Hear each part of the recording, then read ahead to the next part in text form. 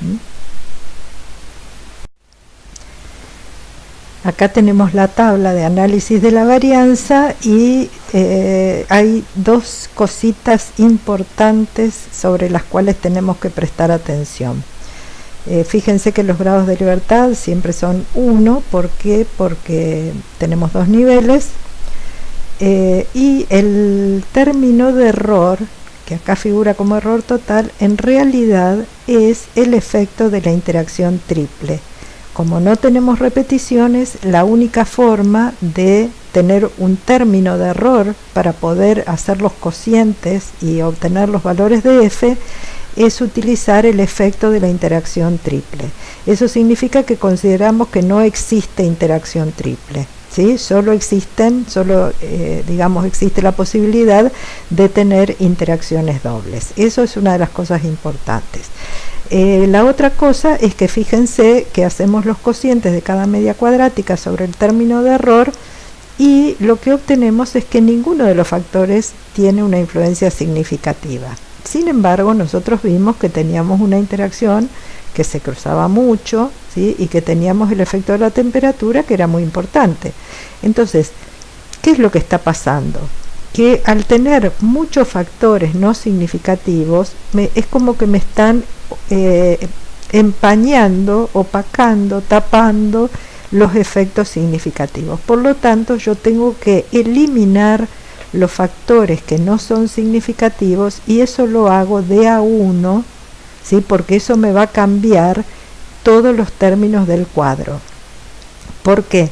Porque cada factor que yo elimino me va a pasar a formar parte del error. O sea, me cambia la estructura y el valor del error. Y entonces me van a cambiar los diferentes cocientes, ¿sí? Entonces, lo que tengo que mirar acá es cuál sería, ¿sí?, la menos significativa para empezar a eliminar los factores a partir de ahí.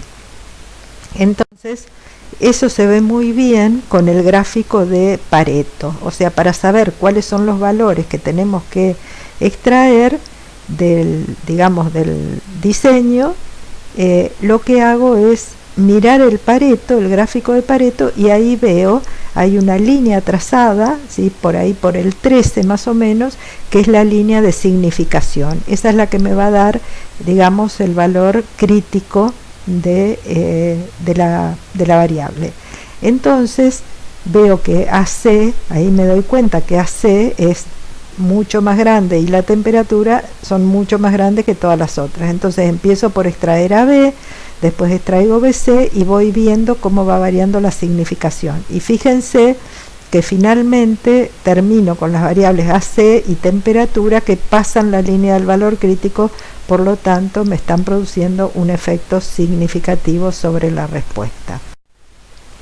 Entonces al final la tabla del análisis de la varianza me va a quedar, fíjense, temperatura y AC con un grado de libertad, porque siempre eso no varía, ¿sí? Pero el error total ahora tiene un 5 grados de libertad. ¿Por qué? Porque yo todas las variables que no eran significativas y las interacciones las pasé al término de error y por lo tanto aumentó el número de grados de libertad que tengo en el error. Por lo tanto, ahora cuando hago la división de la suma de cuadrados, dividido los grados de libertad, me cambia bastante el término de error, ¿sí? Me queda 0,74.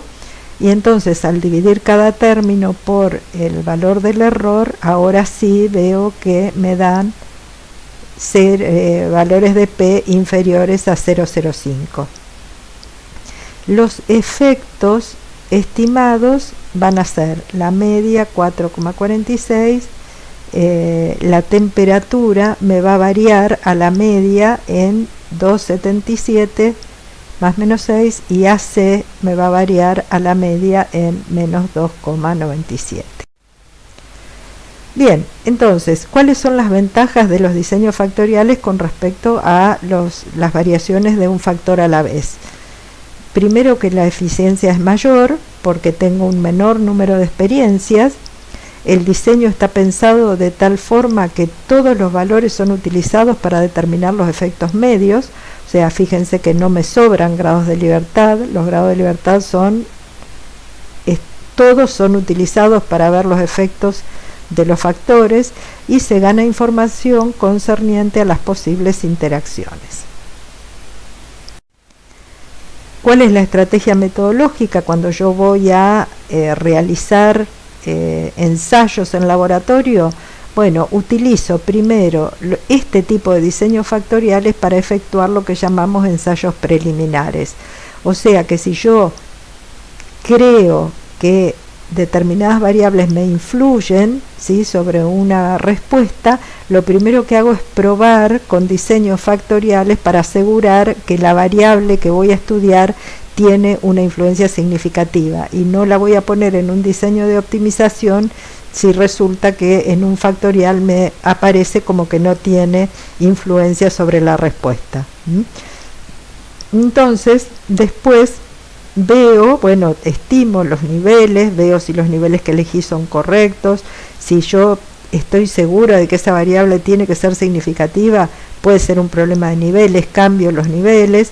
Y bueno, la cuestión es que cuando termino estos ensayos preliminares tengo que estar segura de cuáles son las variables y los niveles de las variables para variar en los diseños de optimización, ¿no? Y esto se llama la regla del 25%, que establece que para los ensayos preliminares voy a usar el 25% de los recursos, el resto lo voy a usar en el diseño ya para obtener un modelo y un diseño de optimización.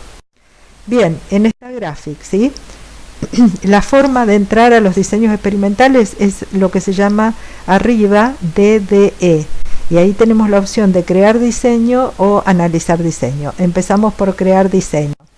Para ver los factoriales tenemos que ir a diseños de cribado, que son los primeros de arriba de todo. Y vemos abajo dice número de variables de respuesta y número de factores experimentales. Nosotros en el ejemplo de recién teníamos 3, así que podemos dejar 3. Y ahí me va a dar la lista de los diferentes diseños de 3 variables de cribado, que en realidad es lo que nosotros le llamamos de screening, ¿no?, de tamizado. Acá dice mostrar diseño en bloque, yo a eso lo descliqueo y me aparece el diseño. Cargo la variable de respuesta.